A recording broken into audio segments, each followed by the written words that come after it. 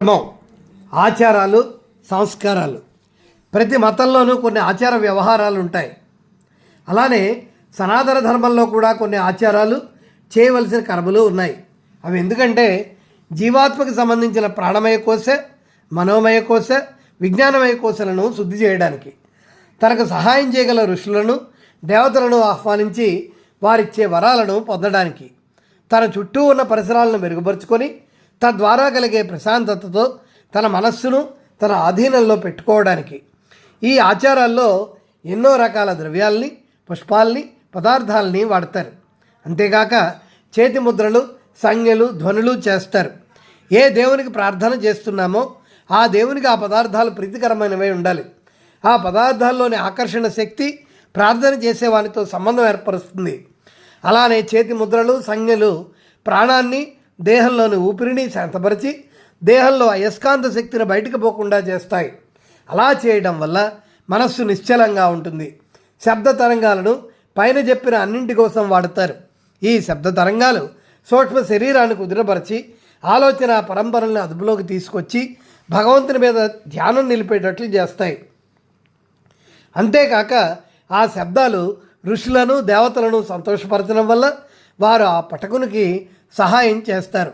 ఆ శబ్ద తరంగాలు పరిసరాలలో ఏమైనా ప్రతికూల శక్తులుంటే వాటిని పారద్రోలి ఆ ప్రదేశాన్ని యోగ్యంగా చేస్తాయి. ఈ శబ్దాలనే మంత్రాలు అని కూడా అంటారు. వీటికి అర్థం ఉండకపోవచ్చు, ఎందుకంటే వాటిని సూక్ష్మ శరీరంపై కలిగించే ప్రభావం కోసమే సృష్టించబడ్డాయి కనుక. గర్భధారణ మొదలు అంత్యేష్టి వరకు మొత్తం 16 సంస్కారాలు ఉన్నాయి. వాటిని షోడశ కర్మలు అని కూడా అంటారు. అవి గర్భధారణ, పుంసవనం, సీమంతం, జాతకర్మ, నామకరణం, అన్నప్రాసనం, చౌలం, ఉపనయనం, ప్రాజాపత్యం, సౌమ్యం, ఆగ్నేయం, వైశ్వదేవం, గోదానం, సమావర్తం, వివాహం, అంత్యేష్టి. ఈ పుంసవనం గర్భవతులకు 2వ నెలలో కానీ 3వ నెలలో కానీ చేసే ఒక శుభకార్యం.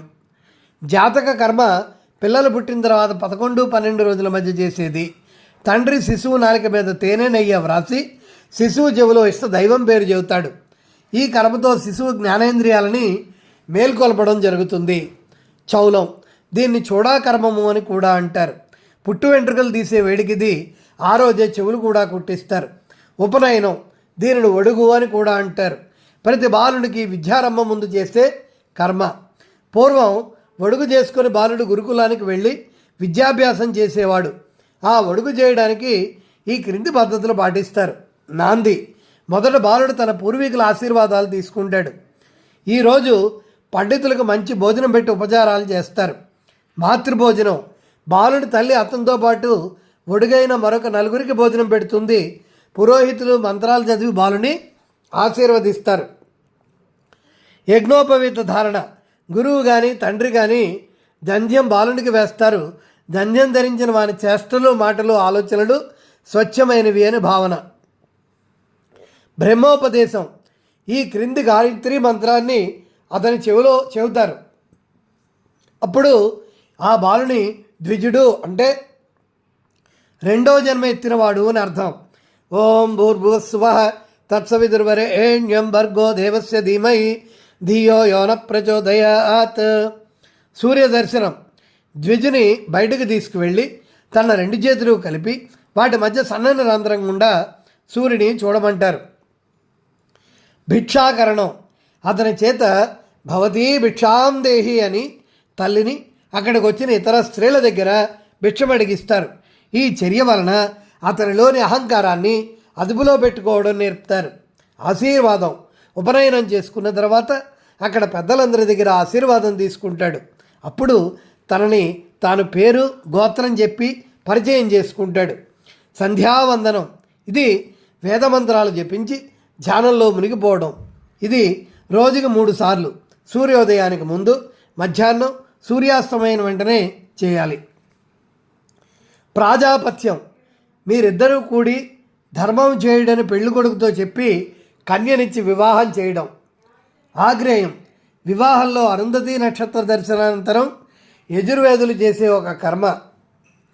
వైశ్వదేవం, విశ్వదేవతల గురించి చేసడి హోమాధికం. సమావర్తనం, గురుకులంలో వేదాధ్యయనం ముగించుకొని గృహస్థాశ్రమ స్వీకారం కోసం తిరిగి వెళ్ళేటప్పుడు గురువు సమక్షంలో జరిపే వేడుక లేదా క్రతువు. అంత్యేష్టి, మృతదేహాన్ని చితిపై ఉంచి మంత్రోక్తంగా దహనం చేయడం.